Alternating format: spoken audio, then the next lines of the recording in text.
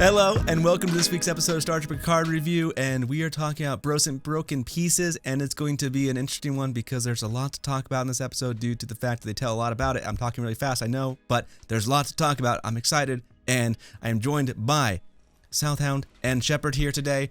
It's a pleasure to have you both here. Thank you for joining us. Yes, the copyright king comes again. You're welcome. Yes.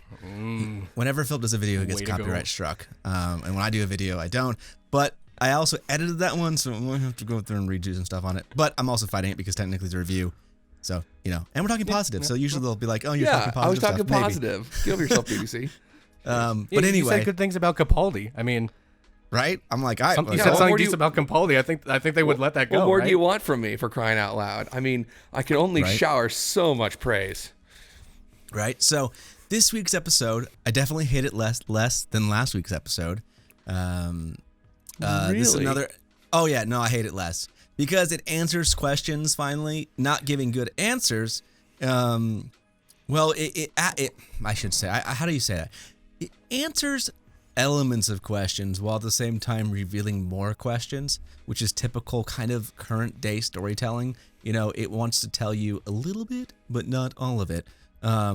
It also knocks out a lot of annoying things that have been bugging us for a long time. There's a lot of plot points and things that we're not going to keep repeating over again, like swearing. We're so tired of the swearing. It's dumb. It's annoying. It can go away. But we're not going to hit on it beyond that. But we have what I'm going to put up here is kind of a character list. And the way I ordered this personally is I ordered it in the order of characters best to worst.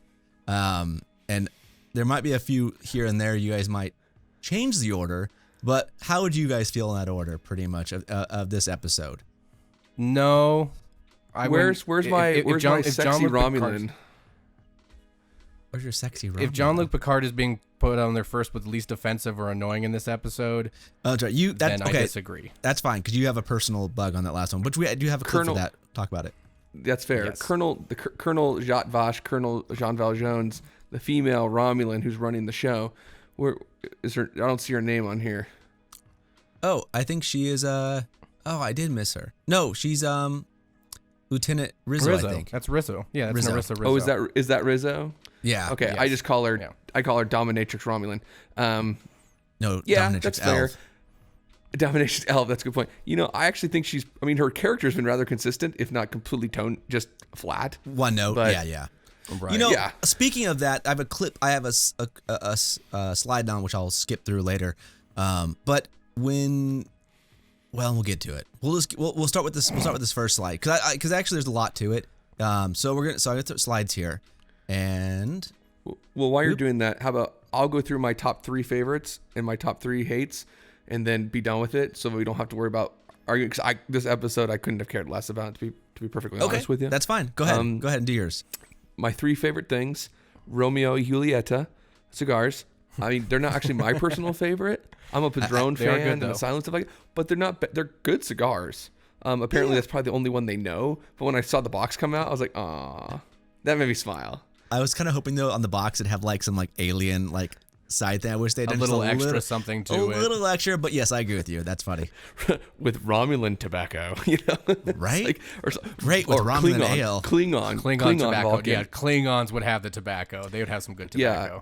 And then on side by side with that, drinking coffee with cigars is great. You should try it if you haven't already.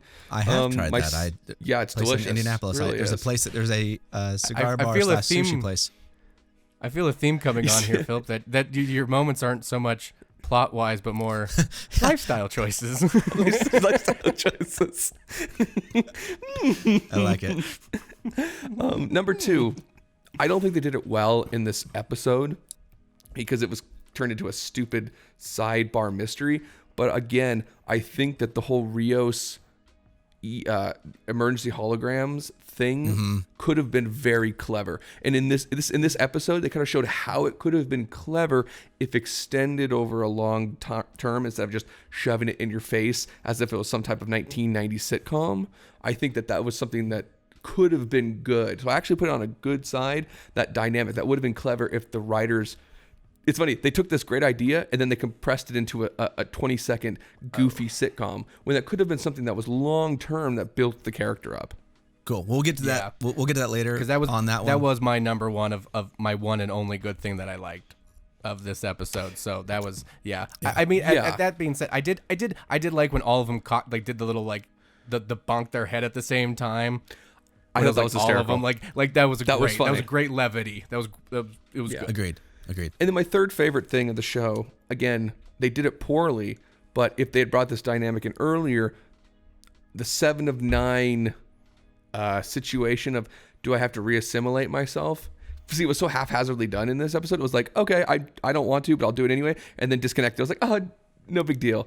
If that had something that had been long-term throughout the entire show and building up to that, I think, again, that could have been a very motivating storyline that they completely missed an opportunity to. Instead, they make it flippant. And like we've said before, they've kind of turned the Borg into a non-entity. They're no longer terrifying. Yeah, we tromp around in a Borg cube. Yeah, I'll temporarily assimilate myself. No big deal. It's really strange what they've turned the greatest enemy into. So I would say that's my top 3 good ones, but the 7 of 9 one's also my first bad one, because then I think they throw that away. Mm-hmm. It's kind of sad. That's fine. That's fine. Let's see here. What was my other 2 bad ones? Something that annoyed me, of course, Jurati is happy with killing Bruce Maddox, but she would never kill the perfect woman android. That was stupid. We'll get into that. Okay. Mm-hmm. We'll go into depth. And then I think the third one that I hated the most after that, I actually took very few notes because I just didn't care. That's fine. Other than, of course, this whole half Romulan Vulcan thing, stupid. The whole mystery that Raffi solves, she has no information on the storyline of what's occurred. We as the audience have. Mm-hmm. However, her character somehow has all the information that we know, and then is able to solve this mystery. And you're like, whoa, where did you collect all this information? Where did you learn all this stuff? Where did you put all this together? You've gained zero information in the past, and yet now, all of a sudden, you have it all based on one little circle symbol. Dumb. Anyway, I'm done. And that whole beginning scene is a total ripoff of Doctor. I can't believe I never saw it before. The whole, if you look into it, some people get inspired, some people run away, and some people get crazy when they look into the time vortex. It was a total Doctor Who time vortex ripoff. Okay, I could see that. I could see that being a little bit. I think there's a lot of this show pulls from a lot of different things. There is definitely borrows. Yeah. And actually, this episode, there's a topic we'll get into, and I'll have Christopher cover his ears when we get into it. That is a spoiler for another show that I don't want to share with him yet. So we'll get into the actual slides here. So what's nice in this show is it's actually very linear compared to the other ones. So we start out with this whole reveal that there's a secret alien base around 8 planets, supposedly. Now, granted, the way the animation does it, they are saying it's in the middle of it, but the way this animation looks is it's not in the middle of it. It actually shows it being on the edge of it, so asteroids. So the plan, the great plan. The idea, which again I do feel like this is a little bit Doctor Who. This part 2, from the time when Davros builds the machine of planets. Exactly. Stealing the planets. Yeah. Yeah, stealing all the 8 planets, stealing the 8 suns and putting them in a position. But they're not planets. That they're was the suns. other Doctor Who. Yeah, so they're even bigger. Right. So, that's what makes These it are different. suns, and it's like you can't have 8 suns in that. Always bigger, right? I thought they had to be 25% different from normal Star Trek, just not 25 different from every sci-fi show. Right. They're like, so Star Wars did the Death Star, so that was the size of a moon, so we're going to make ours the size of a planet. And then this show, they're like, well, Doctor Who used planets, so we're going to make it the size of stars. So, again, I do feel like there's a little bit of pulled off. The effects on this were pretty cool in general. This screenshot was one of the ones where I wanted this for scale and this point of it. It's not as pretty. They need to hire Andrew Kramer and have him do better suns because he does very good sun work. So they're on the planet. Nebulas, though. Yeah, the nebulas were good. The nebulas are nice. So here they are with their little cult thing. So the important here is that we establish who knows who. Now the foremothers. Yes, we have all the things. So we have the crazy Romulan lady who is actually on my list here, Aunt Ramad. Oh my God! Yeah, she's the aunt. So oddly, or adopted aunt. So she is adopted. So the question now: are the brothers adopted? Brother and sister adopted? I told you, stepsisters. Yeah, no. She said it's coming back. She did say our parents. Our parents. But that could still be adopted. Yeah, it also kind of construed like our parents, like, oh, your parents, my parents, the parents. Our parents died, so both of our parents individually. like orphan. She was the orphan catcher. Again, we're making fun of what. If that's what they're saying, innuendo. that's a terrible strizz. Innuendos. We want them to have sex so bad. We're going to stretch the boundaries. So we know now that Rizzo is part of the cabal here, which we kind of already knew. We knew that already. Like it shows where she's tied into it. And then we have Commodore O, who is a half Vulcan, half She's an Romulan Oreo type thing, which I don't know if that's a thing ever before. No, to be honest. of course not. I've never heard of that before. I feel like that was only given so she can do a mind meld, personally. Yep. And have emotions because she couldn't act. She could not deign to act without emotions. So yeah, they're just like, yeah, we'll make you rhyme. Well, we're gonna get into that later on. Or they couldn't get good enough dialogue to be stoic dialogue, so they're like, we'll just make her emotional character. I don't know. They just can't write. Oh, so the reason I had 2 screenshots of Rizzo here is the fact that prior to this, like what they're touching the bar, right? They touch this thing that transplants memories into them, correct? Right. Yeah, the ballet bar. The ballet bar of death. The ballet bar. So in the space of it, I kind of expected her to be a different person beforehand, because the implication is you touch this and you're going to be a different person due to this experience. And I feel like what's weird is they didn't try to like make or have her be a little softer. Like she still looks super shifty. Like she doesn't feel like a different character. I was kind of expecting them to be like, oh, this is how Dr. Jurati goes from being this cute, nice little like nerdy doctor girl to being willing to murder people right in front of that where they're, boyfriend essentially. So I didn't feel like they did opportunity to have this shift that, oh, you interact with this technology and you interact with these memories and knowledge and it changes you fundamentally. And so I thought that was a weird choice for that character. Her tentative level was dialed down 1. Like she looks over like, okay, are we ready to do this? And then goes for it. And then it was like, oh, okay, she was the one who was strong enough to handle the situation. And of course, it's silly. If an alien race is so dedicated to making sure this never happens again, why would you stick this in the middle of nowhere with 8 suns and then make it so that if you made contact with this information, it would drive you nuts? Kills you. Yeah, right. I mean, that's nonsense, right? I agree. No, I thought that was kind of odd. Way of killing the messenger. So here they are touching the ballet bar, and so what I did do, and I didn't do it last week, but I did do it this week. So I'm actually glad I didn't do it last week. Is I went through frame by frame and pulled every single Vision screenshot because I was like, okay, is there anything buried in here that's a secret for later? And I also pulled. There was 2 screenshots from last episode that were not in this one. So what I've done is pull, and it's not every frame, but every frame of consequence. So frame by frame, we're gonna go through. There are about 20 or so here, and so we see a molten lava. Yeah, we got molten lava here with molten lava. Then we have some kind of bio, cell level, synthesis, cellular level organic thing going here. Then we move into an eye or blood or blood veins, something of that nature. Again, organic type stuff. Could it just be a macroscopic view of that microscopic look in that first cell part? Maybe that could be it too. Maybe. I could see that. And we move into this kind of planetary overview that could be bacteria theoretically. It looks like a planet with waterways here. So it's kind of a random shot. Wound.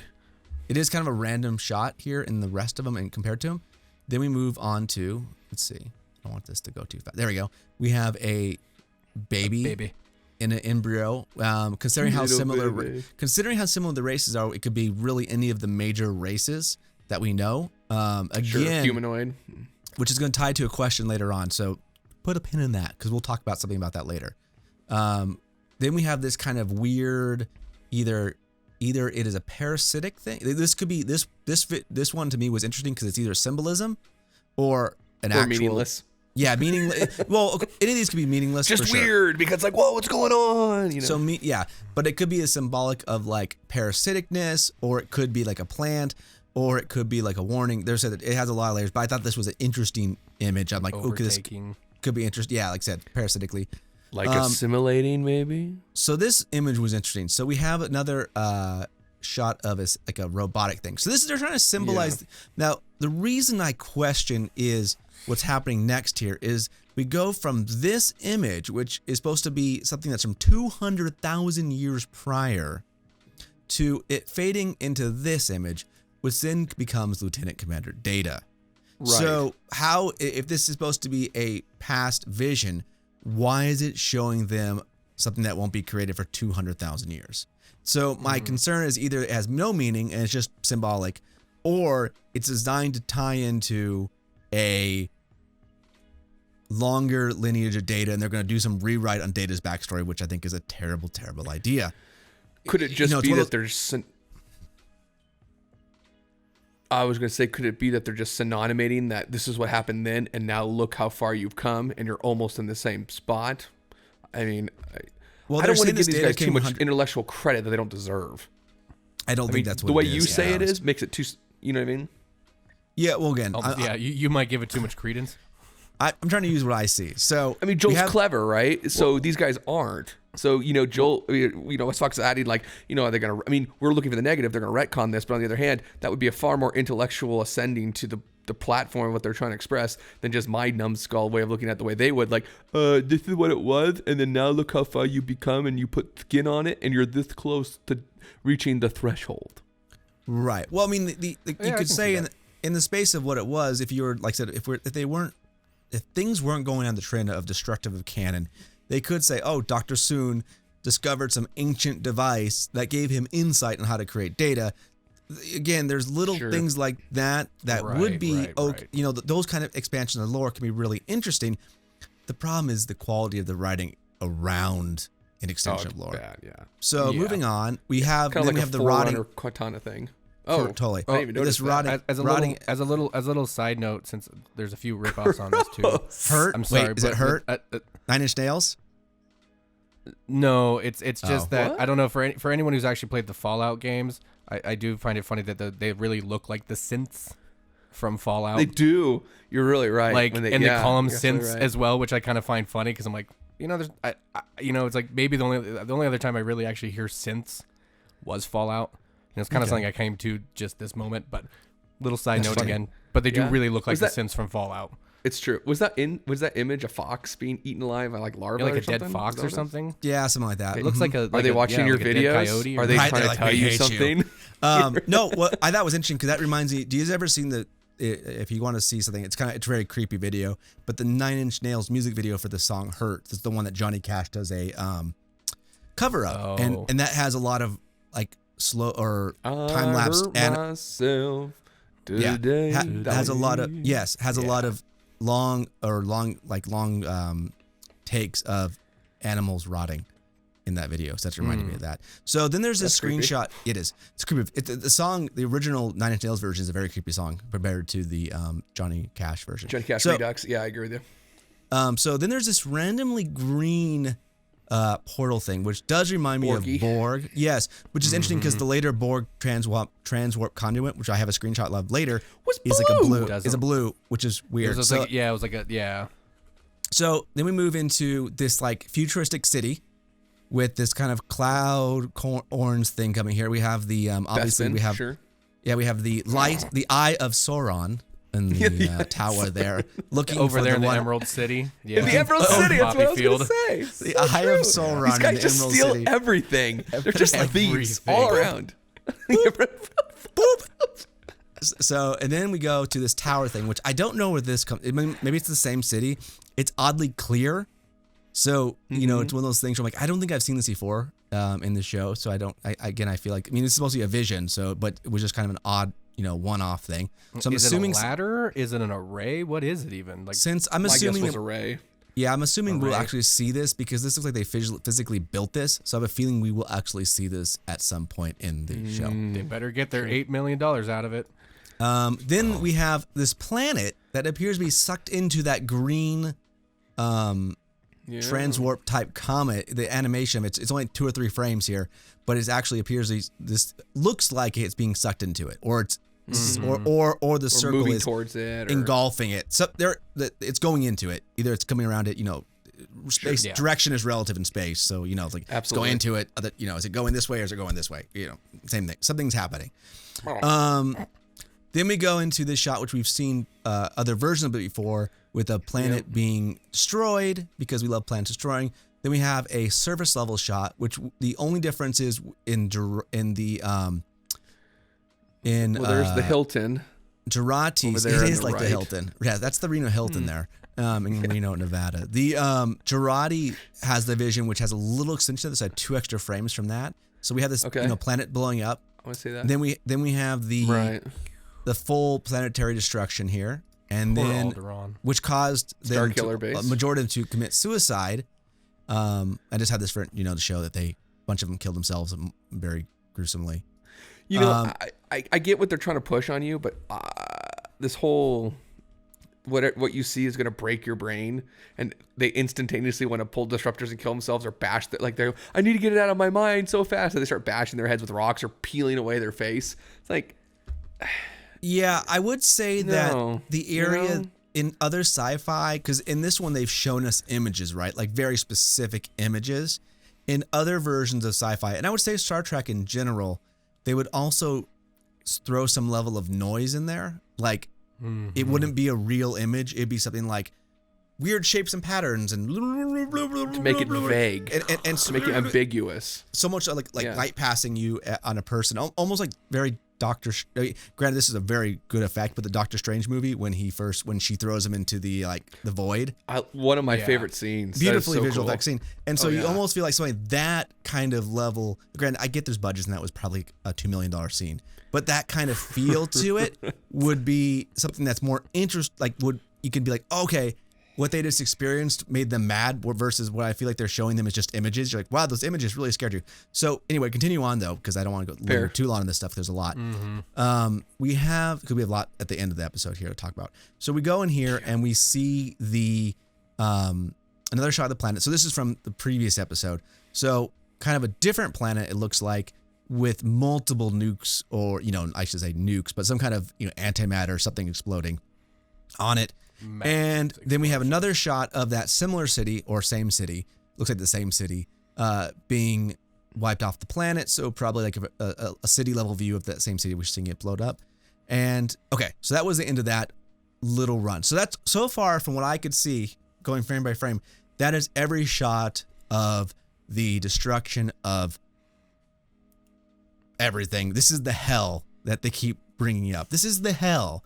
And it's like, okay, planet's blowing up. Not saying it's ideal, but it's not that, like, hell is like literally biblically, or in other probably other religions too, biblically, Christian biblically and Jewishly, it's the weeping and gnashing team. It's being eaten alive by worms. Like, it is a hellfire and worms, and it's not a pleasant place to be. It is a never-ending torture death. Like, you don't get to escape it. Like, and so I feel like in this, they're like, oh, it's hell because the planet blows up. And I'm like, that's not my definition of hell. That just is something that's really, really bad. And right, but it's temporary. Especially since the key to that. Temporary. Yeah. So I don't. Especially since the Romulans are really scared about it. They're calling it hell because a planet gets blown up.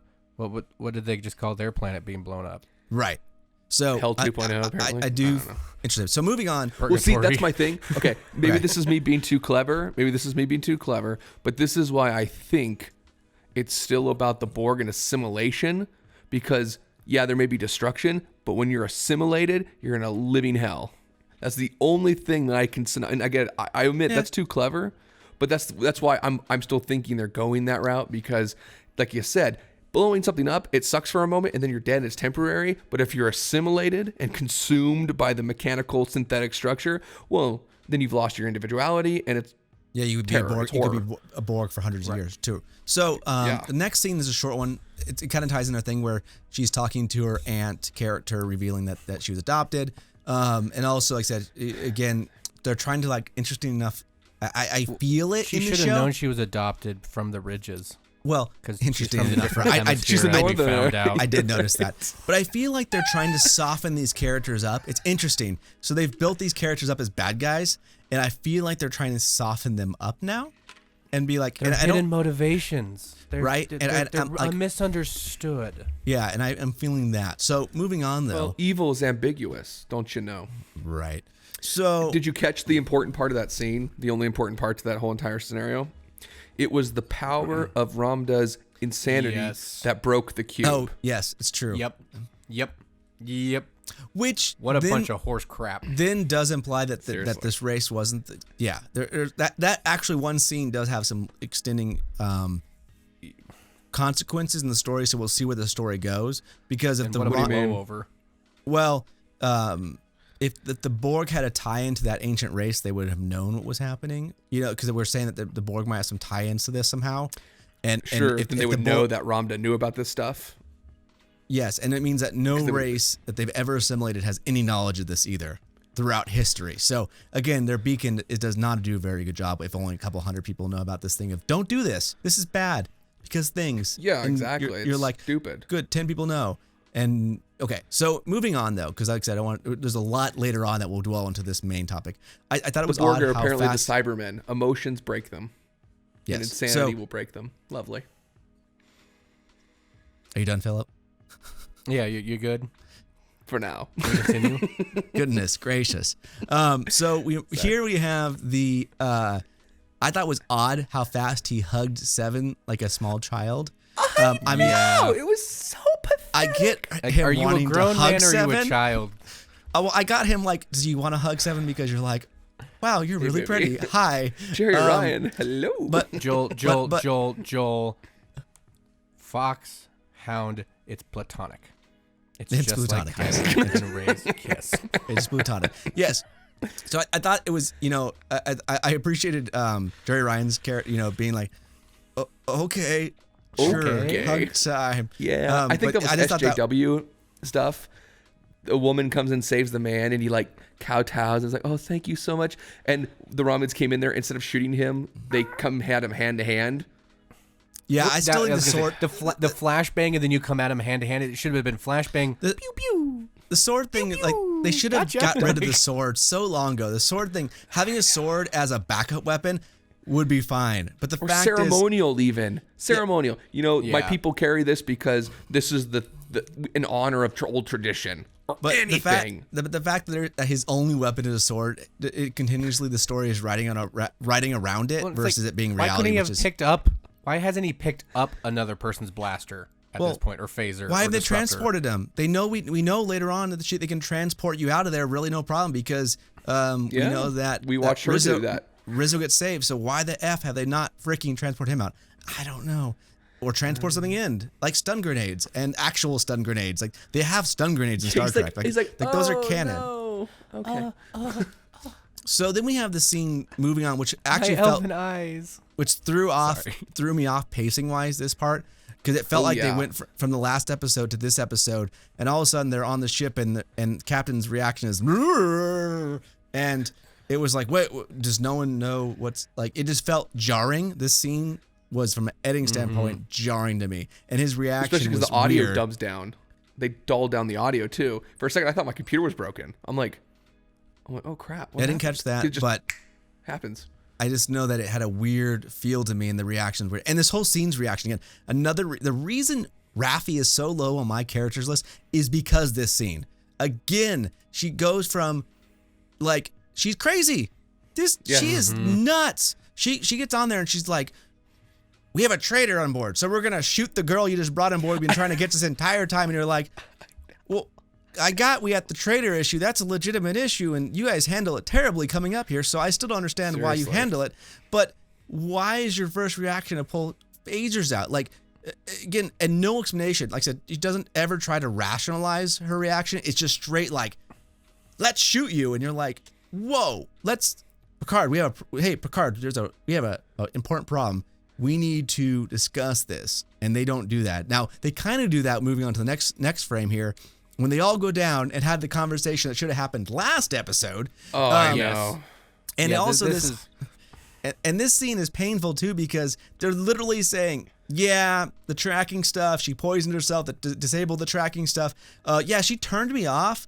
And then after, deactivating, the doctor or the patient's health system, and yeah, he died and he shouldn't have died. And Picard's like, I don't know. That's not a lot of evidence to me. That doesn't seem like very convincing story. She deactivated me. I don't know. You probably just turned yourself off accidentally. Yeah, you couldn't that's reactivate yourself. Yeah. Well, not only that, how come he was able to then, if she deactivated him and he never could pop up again, How come he was able to pop up when she poisoned herself? Well, we talked about it last time. It just, Well, yeah. Like you said, it doesn't make sense. It doesn't make sense, but the point is that the first thing you should have said was, oh, hey, the girl that was trying to murder people, this should be knocked out for the rest of this episode. Again, Seriously. The point here is that it was really weirdly written, the fact that, and again, she's not in quarantine up to this point, so we'll get into that part. So essentially, it is revealed, this episode does at least cue all the characters into the same level of plot point, essentially, which is kind of nice. They're all on the same that page now they're all in the They're all same right here. boat. Yeah, there's not really any like lies between them at this point. Everyone's past is revealed. Everyone's in the same playing field, which again, having coherent conversations like adults, this isn't such a big issue. But in shows like this, when they do this, simple things like, what's your past? And why did you do that? Becomes a thing. And you're like, oh, why? So now they're on the same page, which is good. So I do applaud that we're now on the same page, which is great. Again, we're going to go into, It's just all of our characters are mentally unstable. All of them are emotionally unstable. And it all happens in this one episode. Correct. I mean, so everyone just goes around. It's like, yeah. So moving to the next little scene here, this is the reason. Now, the reason Admiral Clancy is the bottom of my list is because all she's there is to cuss out Picard. And I just hate it because it's not, he has literally saved her butt. And he's like, again, I don't know why they're trusting the Federation at this point, because they know that a lot of crap is going on. Since they do know that Commodore O and Rizzo are liars, or at least they know O is, which is a high level. They don't know about that yet. They haven't they do know. They haven't had their chat with Jurati yet in this scene. That she was still in a coma when they're standing over there talking about her.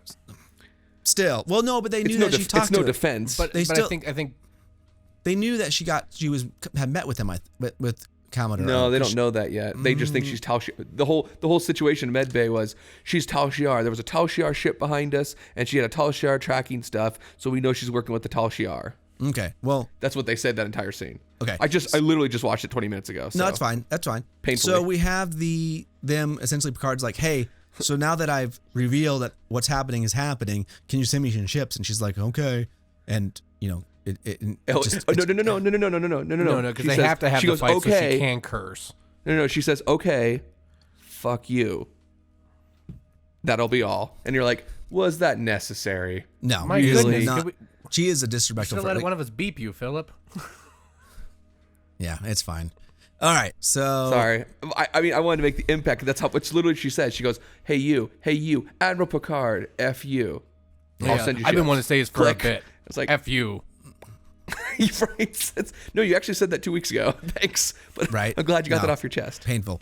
So this was stupid, by the way. She didn't recognize that wasn't Rios. Oh, I know. I didn't understand. He's talking in a different dialect. Like his hairstyle is different. His whole demeanor is different. He's got a different outfit on. He doesn't have a cigar in his hand.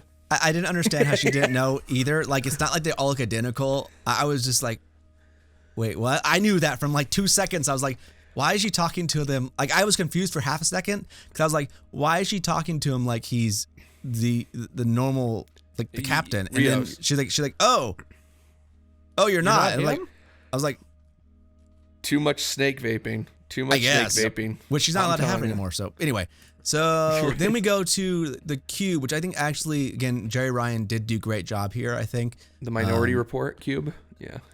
I think this was actually a pretty cool scene here where she starts like tying into it. I think that makes sense. It looks cool. Yeah, I mean, that whole visual effect is like overused nowadays, but anyway. So here we go. So here we go to another. These are replicators. This is something I have seriously. to say. So Christopher, I put glow bug replicators is what I put on my notes. I have been sitting there for a little bit for prior episodes going, I forget whether something else that was done or something. I was like, man, it almost seems like they're trying to pull some replicator, like even in the aesthetic of the Borg cube. At one few points I went, that kind of looks replicator-y. And then they did this and I went, oh, no, so now we're stealing from SG-1 as well. Cool. Good to know. So and then there's one later one I have to say as well. So to give a comparison for you, so in the idea of them small, like these little robots fixing the cube, I don't actually hate, but I will agree with Shepard here, which I actually pull up a example of this is yes. So this is not from Star Trek. This is actually from SG-1, a race called the Replicators, created by the Ancients. And Now, granted, shows do. What? This isn't created by the Ancients. Yeah, the Ancients created the replicators, man.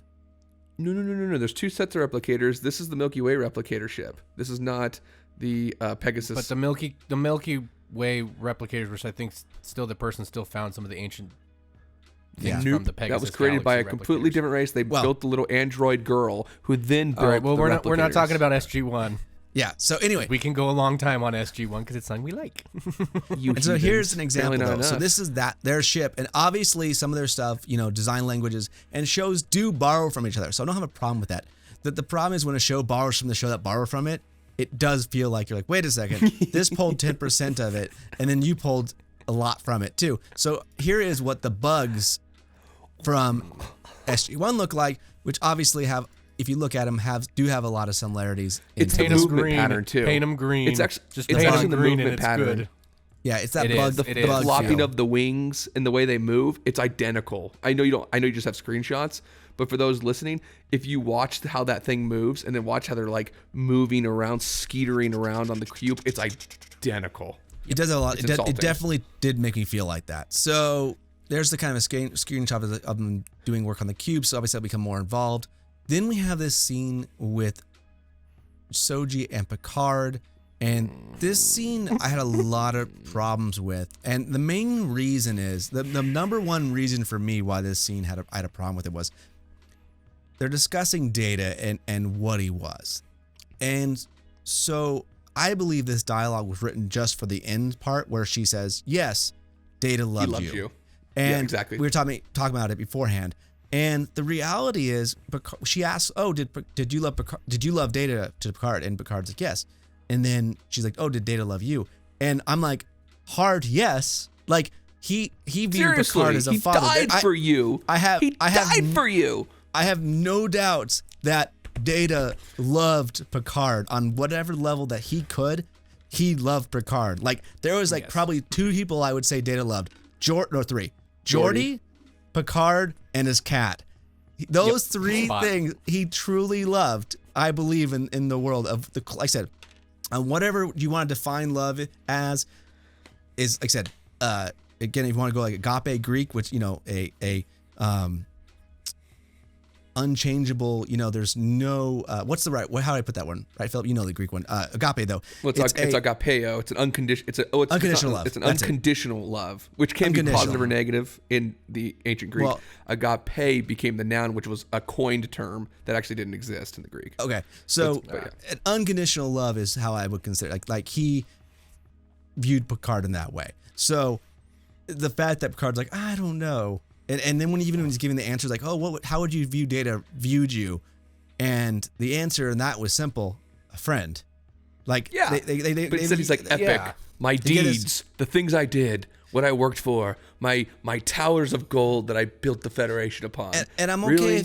I'm okay if he had done that part, but then said, but mostly I'd want him to consider me a friend.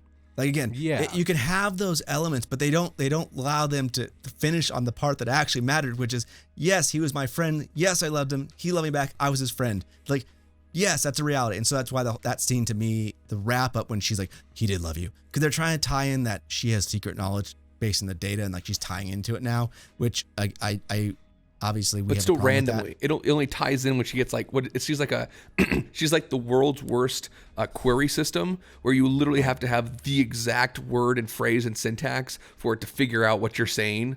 It's like you're like, okay, if I ask the question, keywords. Do you know anything about the Borg? No. I say Transhub. Oh yeah, there's one 5 minutes from us. Wait a minute, I thought you don't know anything about the Borg. Well, you didn't search right. Really? You're the most technologically advanced system. You hacked into a machine, which I hate that crap. And yet you can't figure that out. You think you'd be trying to figure out how to dig stuff in your mind by now. Totally. So you would think. This quick screen frame here is we have the Scotty engineer, which is pretty funny. It is funny. I mean, I hate it's in the show because they're tools, but this is funny. If this was a good show, I wish they would have done this 8 episodes ago. Aw. It's a funny nod. Again, it's the difference when you overdo it. So they've overdone some of those things. It's a funny nod if it was a nod, but sometimes they overdo it. I liked his gut too. I thought that was funny. He like has his little pooch hanging out while he's working on this show. I did crack up that that this is the version that's supposed to be the hospitality version of himself, and it was so weird that he kept like leaning into her so hard. I was like she's like, and I was thinking, and literally it almost threw me out because in the back of my mind I'm like, I wonder if he did that as the actor and was like, how much can I like they start like I can almost imagine that when they're acting it, and he started moving in, and he was like, I'm gonna keep moving in. I'm gonna keep moving in, and she was like, oh my god, he's like in my face, and I was like, that to me that's what I thought of, is that it was totally an unscripted thing because he's playing like 5 characters, so that he actually has a lot of like, I don't love all his characters, bring out some depth, but he has some range. So I give him credit for it. I do, and that's why I think it would be very amusing. I just never understood the hospitality hologram because I'm not sure what he's trying to play.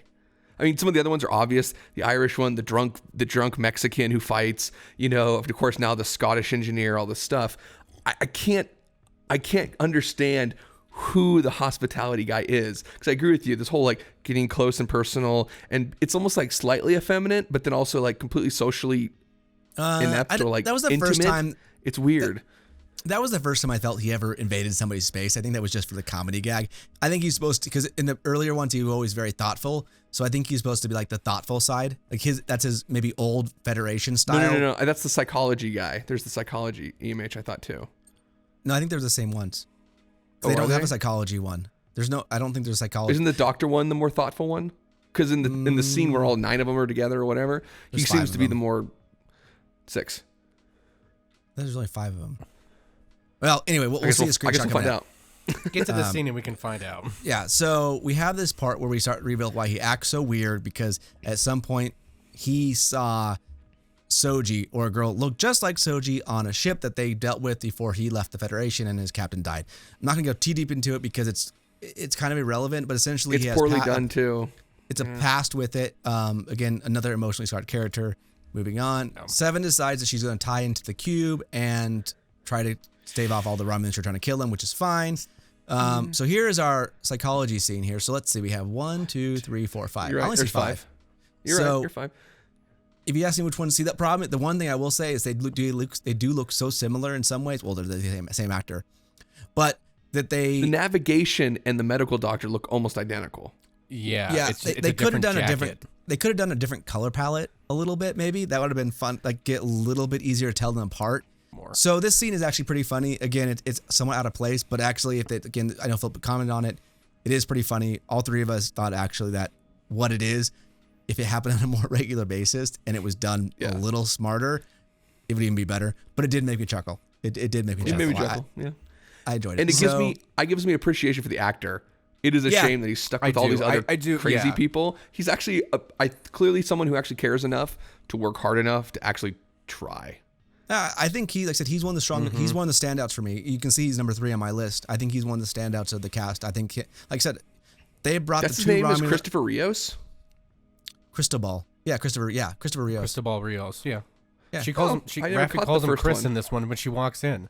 Oh, they have the nickname thing. Oh, so annoying. Anyway, moving on. So now we go to the scene. Now we go to the scene where Picard is talking to Jurati about what she did and kind of confronting her. Down. He did a little bit. I'm glad he actually did a little bit here, because I feel like he's been very passive in a lot of these things. So it was nice to see. And we'll go into this scene. I actually had this scene on video, so we'll go a little deeper in that scene a little later. But it happens. Then obviously this scene is stupid. She walks in, and actually, let me go to that scene. I'm actually going to pull this up here. Let's see. Let me do. I agree with you, Christopher, why he's pulling this up. That scene was pretty good because he actually does a great interrogation job of her, because he just states everything that he believes, even though it's not quote unquote verified, as fact. I know you murdered Maddox. We're taking you to Deep Space 12 to be, brigadier, and we're going to make sure that you're locked in. She's like, I know, I'm so sorry. And I'm like, it was actually a great interrogation technique. She's just woken up. She really is a little confused. And then you create this presence like, we know everything. And then you put it on them just to make sure and verify. And I thought that was probably one of the more Picardian moments in the show that would have been from the TNG. So here, we'll watch this scene really fast, because this does talk a lot about, I'll probably pause it a couple times so we don't get in trouble. But this scene psychic blocks has a light. Oh, yeah. thing. I feel like there's been no, that's not new because that's not. It is too. Tuvok. No, it's not. I think Tuvok has. No, Geordi gets a sidekick block when it comes to him when he almost assassinated somebody in TNG. Psychic block as okay. What's your definition of psychic block? She says she could not talk about it, as if she was physiologically restrained from saying it because she'd put a psychic block on her. Of all the silly science to talk, of all the silly science, I think you're going too much into this again, Philip. For the person who was saying that you don't want to give them too much credence, I think you're giving them too much credence. They just came up with something that sound good. I know. Well, I agree, but I'm just saying I don't think there's anything to it. Yeah, I've seen it. I feel like there's versions of been used in Star Trek. It's stuff has been used in it before of versions of this. So I'm not like if of all the quips in the world of the things that I have like technical issues with the show, this is not one of them. So here, watch the scene really fast though. Here we go. Play. Thousands of centuries ago, because of hubris like Bruce's. Because of synthetic life. Shh. We're at a threshold. I saw it, Picard. Oh, showed me. Unless we act quickly and destroy even the possibility of synthetic life. Hell. So this idea of a threshold is brought up. So this is the first time we talk about it. So there's this mythological or concept of a threshold. So we'll deal with that farther, what that means. But again, then we start going to this hell thing. Here we go. So Will come again. And will come again, which again stipulates we later find out supposedly this other race dealt with this before. And this threshold is the coming of Seb Sheneb, the Destroyer.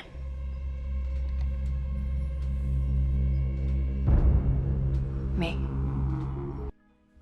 So what happens here is she says she's the Destroyer, and then there's this word that I don't know, Section Ebb. Section Ebb. Yeah, I had subtitles on, so I happened to see it. So I don't know what that means. I don't think it's anything inside of. I don't think that word's been used inside of Star Trek before. I don't recall it being used. I don't recall it being used in the series so far. So it's like I think that's what the Armageddon tarot card area. I think I think the Romulan cards. girl, when she was starting to scream and yell and freak out, I think she used that term and then used the English so that we could understand what the flock they were talking about. I can't say for 100%, but I believe she uses that phrase during that scene when she pulls the disruptor on her and starts freaking. I believe, but I can't verify that because it's the first it's time some I'm kind watching of I'm guessing it's something like Armageddon.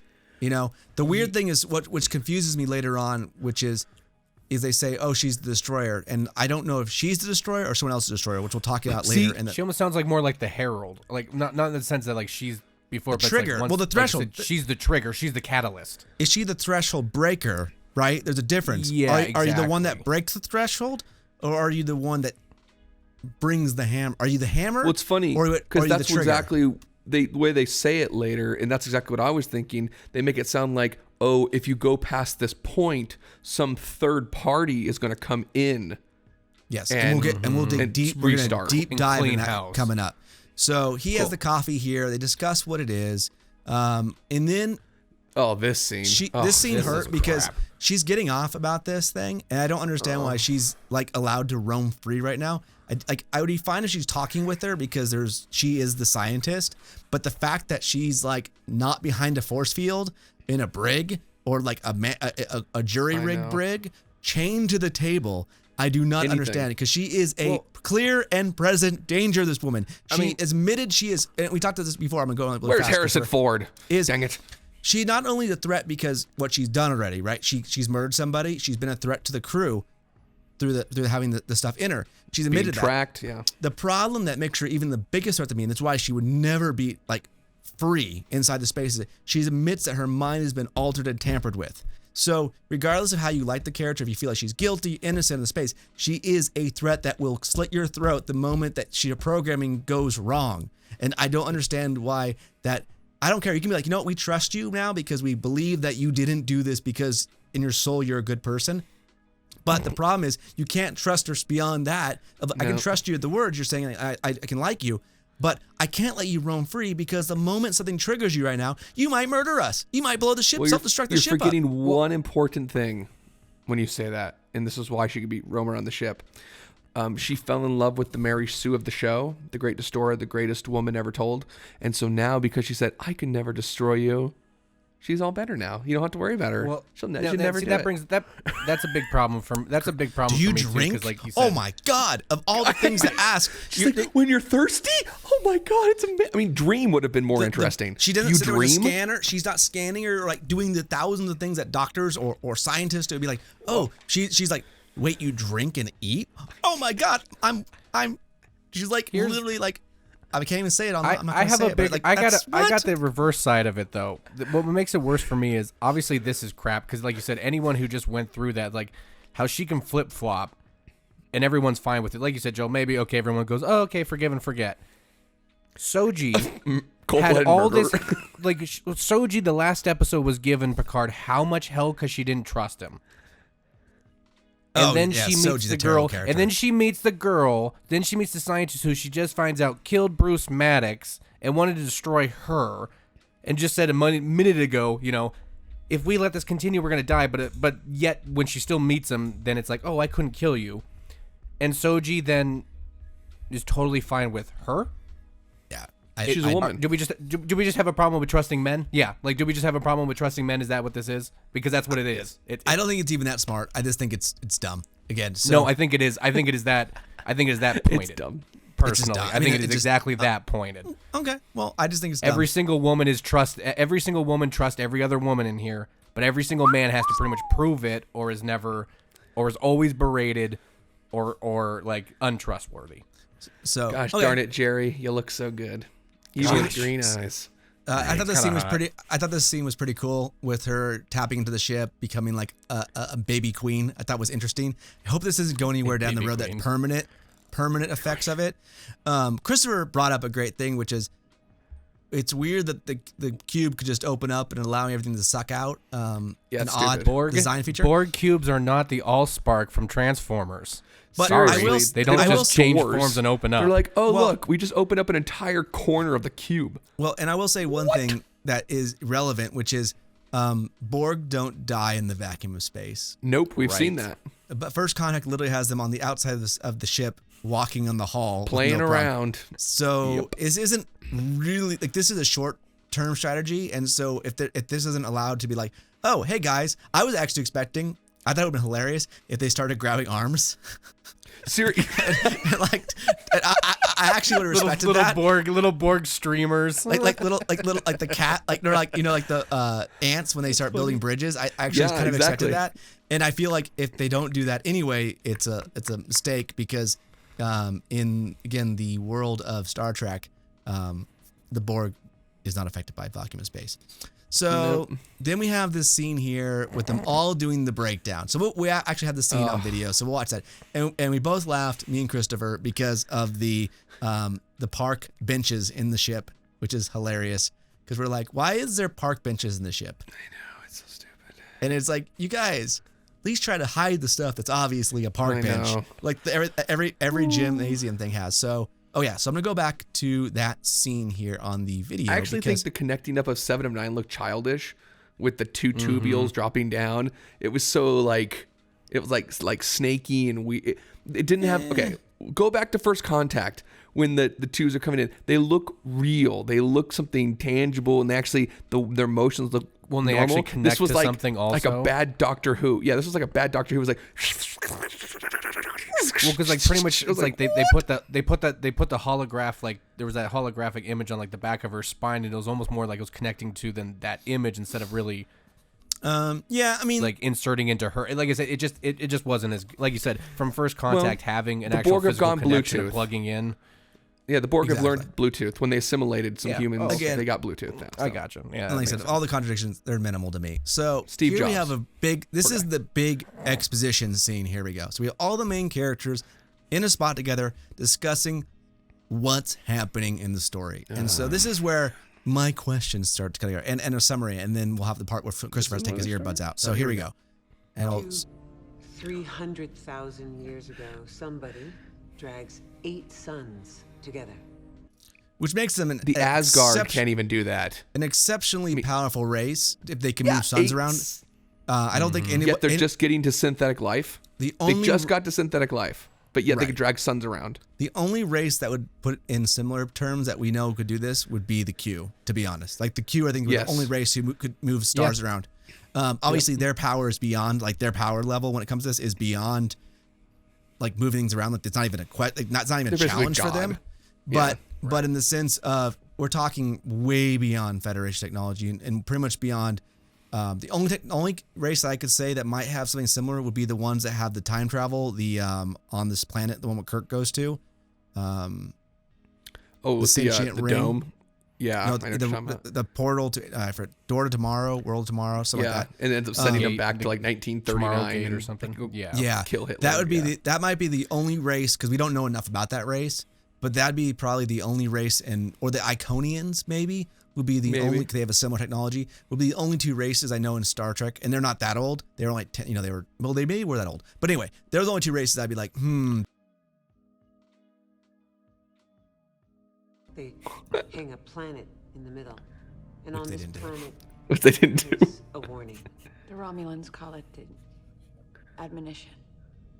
You notice she's not chained up still. Because she should be chained up. Like, why is she not? Again, she's healed. Security. Where's her orange jumpsuit? Security. Why is this like old stores? Like, yeah. Anyway. This warning says, don't do what we did. We created synthetic life forms, and they evolved, and it did not go well. Which here's the question: why did it not go well? Right. So what did we go? Essentially, Terminator. Did they go Terminator on you? Did they go Terminator? That's like my question. Did they go Terminator? So they didn't go well. Did they go iRobot and broke the third rule? Well, that's a very vague statement, especially considering what we hear later, which I think is the big question. Ready? Meaning? Apparently, these people believed there was a threshold of synthetic evolution, a dividing line. Like with Zephram, Cochrane, and Warp Drive, when you cross that line, somebody shows up. Like, so the problem with this analogy, and it's not a bad analogy on its own, but the implications of it, which goes somebody, because he adds somebody comes calling. So exactly when this other race says there's a threshold, are they saying the threshold is they broke the threshold and this race comes in it? But then again, like I said, they're moving stars around, so that you feel like their threshold would be eons beyond what our threshold would be at this point in time of the Federation. Exactly. Or are you saying they broke a threshold, so when that threshold, there's some arbitrary, like universal rule that once you pass like this level of sentience of synthetic life, that it becomes something new? Like that, you almost saying we're almost talking like mystical levels of stuff. So that's why that one becomes a big question for me moving up here. So we'll continue to finish the last little bit here. Somebody really bad. Because that's right. Because she says somebody really bad, which means exactly. Like there's some other power that comes down and lays the law, and is like, nope. We wiped you out once before because you did this. Now we're going to do it again. Correct. And you're like, whoa, wait. We just thought the evolution of the synthetics meant that was the problem. Right. But instead it's like there's.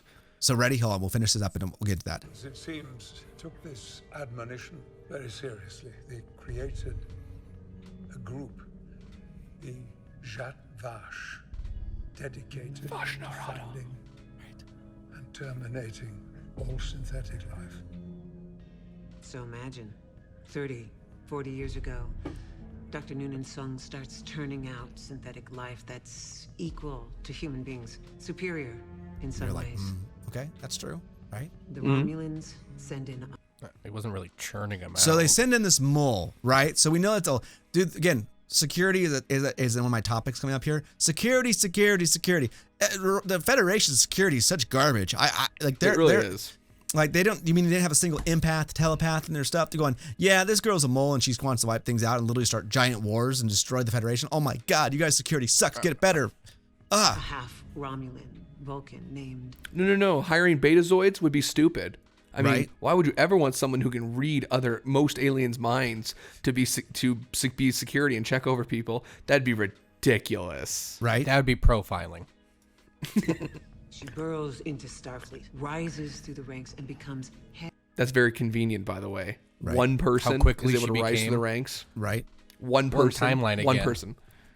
Like that's 16 years she went from ensign or academy Right, to Commodore, to Commodore security in 16 years or whatever, maybe 20. I don't know. Like I don't know when they're trying to say that was before. No, they said 14 years ago when they did the. Well, they're saying she could have been. She could have been in Starfleet Data. while she was at the ballet bar, for all we know. Oh, okay. Well, and they could have been dealing with Data too. So One mandate. Yeah. Stop to the Federation's research and development of synthetic life forms. To this Because it end, couldn't have been done. she decides to engineer a situation so terrifying that the Federation's only response will be to ban synths forever. All by herself. The She did it all Romulans by were herself. behind the attack on Mars. There's a certain ring to it. Am I right? Carry on. The Like, Commodore's work wasn't done. 9 years ago, a Starfleet vessel had first contact with a pair of emissaries from a strange new world. One called himself Beautiful Flower.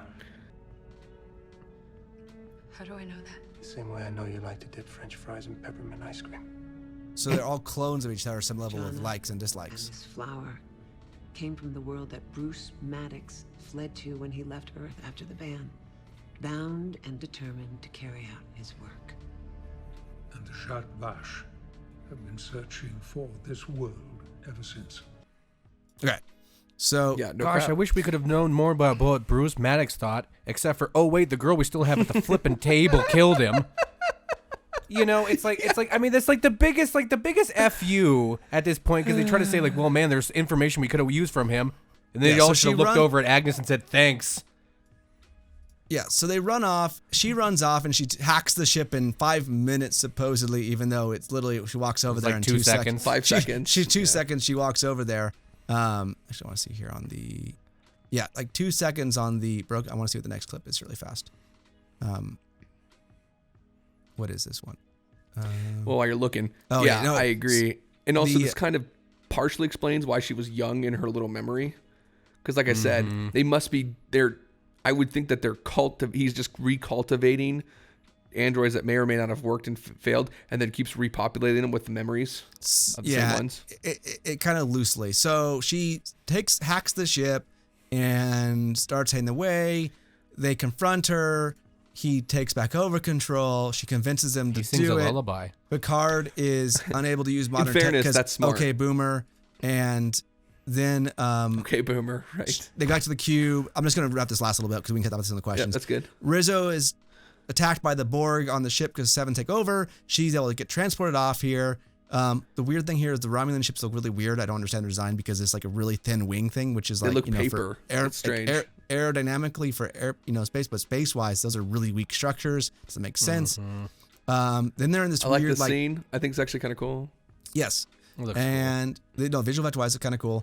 Then Picard has this one. Oh yeah, we did the one scene. So Picard has the scene here talking to Rios, and was that the last line?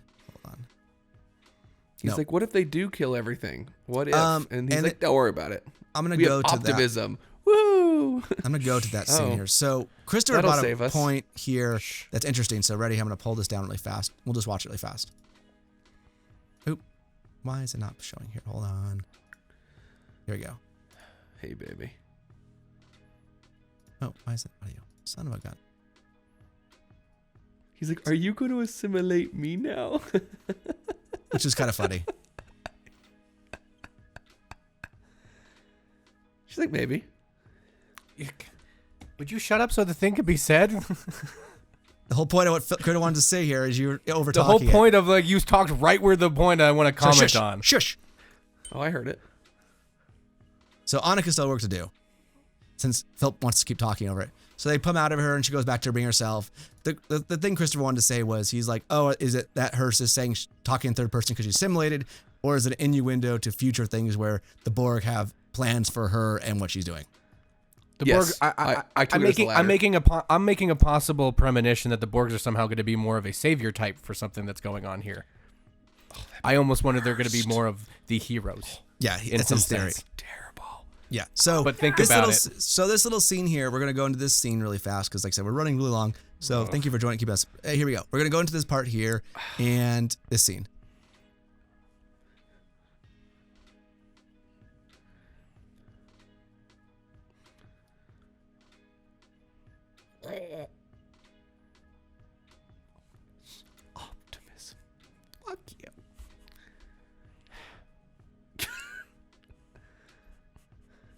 better tools. Now, I actually don't overly hate this scene. I know Christopher doesn't like it, and you sound like you don't like it either. I don't actually hate this one. I actually felt like it was better for him. The next part that really gets me pissed off. But Rios, like I said, but ironically, there is an ironic level that they're like, fear, and then she walks up and they're like, can't talk about it in front of her. Which I did think was a little ironic. I also was just laughing the whole time where he's like, optimism. I'm like, where the hell has that been in this show? Yeah, no, it's true. I did think that same thing. Optimism? That's fair. I haven't seen that at all in this. I'm like, that's your prior one that was back in the 90s there, Patrick. I think you're forgetting which set you're on. So those aren't tools. I mean, they might as well be like idiocy, leaving murderers on the ship, and completely being ignorant to reality. These are the strongest tools we have. And a normal person would be like, well, those are very blunt and very ineffective. Maybe we should get different tools. That would be helpful. So at the end of the episode, I know. So at the end of the episode, they go into the transport conduit, and here's blue versus the standard green. And then we have the reveal that they are still being tracked by Narek. So that is the end of the episode. Now, it's almost like he knew. Now, there's an important thing here. So, Christopher, pull your headphones off. Well, no, before he does that, before he takes those off, put it back on. Put it back on. Okay. Yes. I could be wrong, but I'm almost 100% positive at Endgame in Voyager, you couldn't go back through the transport hubs. The only way to access the transport hubs were through the Unimatrix sections. It was a one-way aperture. We talked about that. And now they're like, oh, JK, we can access it backwards. Well, just in general that anyone's able to do it or open it. That's a I don't know if they were going for the transwarp. I don't know if they were going for the transwarp conduit, like those ones, or they're going for more like. It was the hub system. Have the more special. Well, did they say the hub? Were they saying? I guess they did. They said they were kind of using that. Not like. And not even like when they pulled up the graphic, and it looked like the transwarp tubes. It looked like what Voyager had went through. Okay, so clearly that's what they're using. Here's the thing. All that's irrelevant because the reality is, yes, there was a lot destroyed Voyager, so that means they rebuilt a lot of their structure thing. The other problem is that means it's only 9 hours away from Riker's planet is a transwarp terminate thing. Seriously. So that's the biggest point that I'd be like, that's kind of questionable. But beyond that, let's move on because actually there's important things to talk about on the wrap up here. So the plot. That wasn't important? No, it's not. That's irrelevant. I mean, it is in a larger scale, but like of the level of stuff that we're talking about, it's irrelevant. So plot. Christopher, pull your headphones out. You can read this, but okay. So you can read this. So hundreds of thousands of years ago, a race created synthetic life, and bad things happened. They died out and left a warning that if you create too much synthetic life, and doom will come and wipe you out.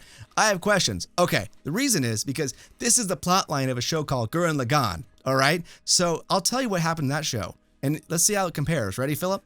So in that show, human life is everyone's living underground. They're living underground, and they start coming out. And it turns out if you come out of the ground, they get murdered.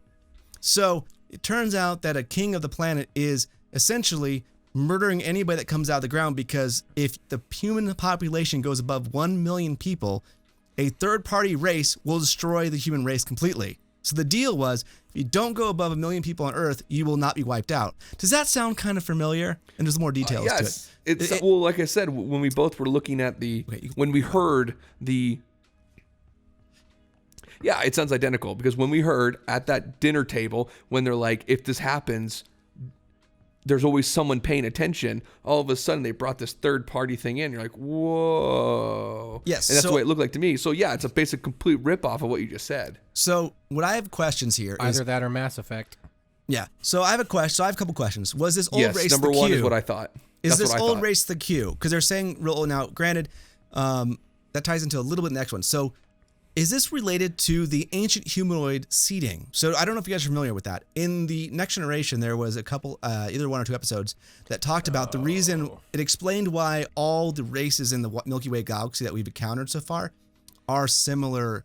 They're all humanoid, right? They're all very similar. And the reason is because this race was out there and like 1 billion years ago, and they were the only humanoid race in the galaxy. And they're like, hey, we want some friends that look like us.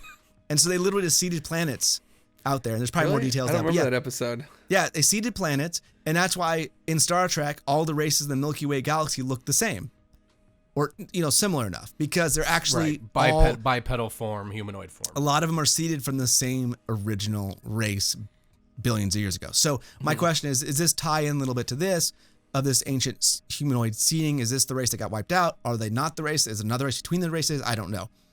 Who is the destroyer? So is the destroyer Soji herself, or is she the one that brings on this third-party destroying race? From what is said at the roundtable discussion, it appears as a third-party race. So if it's not a third-party race, then I feel could the third-party race be the Q too? Could they also be the Q? Because they're the ones who don't mess with the Borg, right? They're the ones who are like... It won't be the Q, because the Q already know what happens on stuff. They travel through time. It's not even a thing. So I don't think it's the Q. Because if it's the Q, it's like, how do you stop the Q? If it's the Q, if their Q says, hey, we're going to destroy you, what are you going to do to stop them? They stopped the Borg with the power of insanity. Oh, God. Okay, moving on. Why do they trust Dr. Agnes Jurati? Quit trusting her. She's not trustworthy. We can't hit that. So why attack Mars before you save your Romulan people?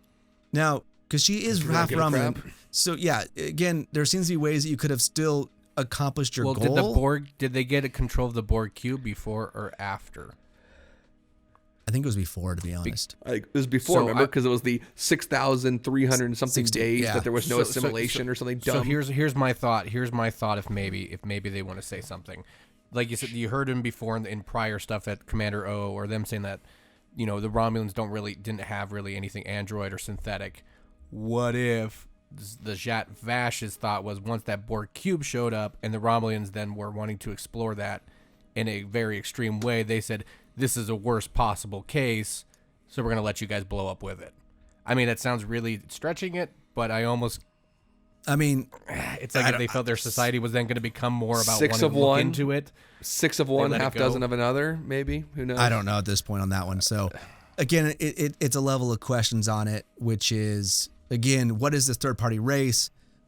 Who, it looks like we're going to get to this planet and we're going to see what's going on. Is this a planet? Are we going to see a planet of thousands of clones of Soji? Is there 1,000 Soji clones? Is it a planet? Yes, because we saw the flowers. The flower weird devices at the end of this episode in the tune in next time and there was like all this super hardcore technological advanced stuff. Someone's got to be running it, right? That's true. So we're gonna see what happens next week. 2 episodes left, so let's see where this goes. It could be good, it could be bad. Go ahead. Why did Bruce Maddox need to run away from the planet if nobody knew about it? I don't know. Because he has his family, but he runs to another base to do more research so the Tal Shiar can destroy it, and then he's off on the run when he could have went back home to a super secure area that nobody knows about that takes a Borg transporter conduit to get to. I don't understand. Why would you? I don't know. It's a good question. Oh, just to murder him. That's right. Yes, it was just to kill him. He just needed to die. Yeah. So did you show that full? Oh yeah, if we get a chance, can we go back to that last little part of the Captain Rios? I don't have that part there. Sorry. Oh, you don't have that part? No. Okay, well then anyway. So I did want to mention that part because and this is why I don't have, especially at the moment, Picard and I do like Captain Cristobal, but the whole scene where Rios says, it's a bummer. It's really unfortunate that my former captain died believing that Starfleet had failed him. And Picard goes, well, he did. And that whole then interaction, to still make it to still point out and say, well, Starfleet did fail. Well, the whole band was a fail. And I'm sitting there going, especially in the moment where the end goes, the Romulans laid a trap and we stepped into it. We could have sidestepped it. Oh, that's right, because traps, that's the whole point of traps is you sidestep them. They're not supposed to be set up that you run into the flipping trap. They could have sidestepped them if they had some security that actually screened who they hired in Starfleet. Again, that's the problem. But I think this one's mean, but you know what? And in writing dialogue like this, probably coming from the same type of writer who probably would throw the Second Amendment away in a second.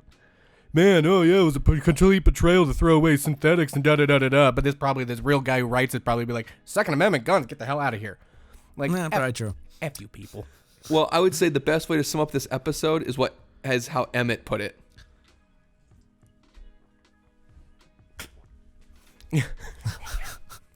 Well, on that brilliant note that I didn't even know was happening there, Wait, you don't Thank you for remember that? joining it. Thank you remember for that joining. scene? Yes, I know. Thank you for joining us for this week's episode of Reviewing Star Trek Picard. We'll see you for episode 9 next week. And thank you for joining us. And we'll talk to you next time and have a great day. Thank you.